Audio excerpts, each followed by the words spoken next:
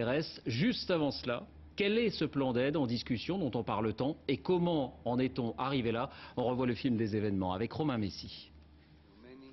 C'est la fin d'un mensonge d'État. À peine élu à l'automne 2009, le Premier ministre Georges Papandréou lève le voile sur le déficit grec, annoncé à 6%. Il est en réalité de 12,7% du PIB. Début de la crise en Europe, la Grèce, accablée par ses dettes, risque le défaut de paiement. Athènes promet des mesures d'austérité, mais la défiance est bien là. Pendant que les Grecs brûlent le drapeau européen, un premier sommet de crise se tient à Bruxelles début février. Déclaration de principe, les pays de l'Union promettent de soutenir la Grèce, mais l'Allemagne rechigne déjà. Il y a une semaine, le déficit grec est encore revu à la hausse, à 13,6% du PIB. Les marchés s'affolent, nouveau sommet de crise à Bruxelles. Un plan d'aide est arrêté, 45 milliards d'euros pour la Grèce, 30 milliards seront versés par les États européens, 15 par le Fonds monétaire international.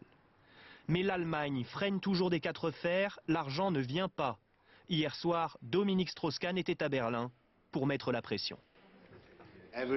Chaque jour perdu est un jour où la situation empire, encore et encore.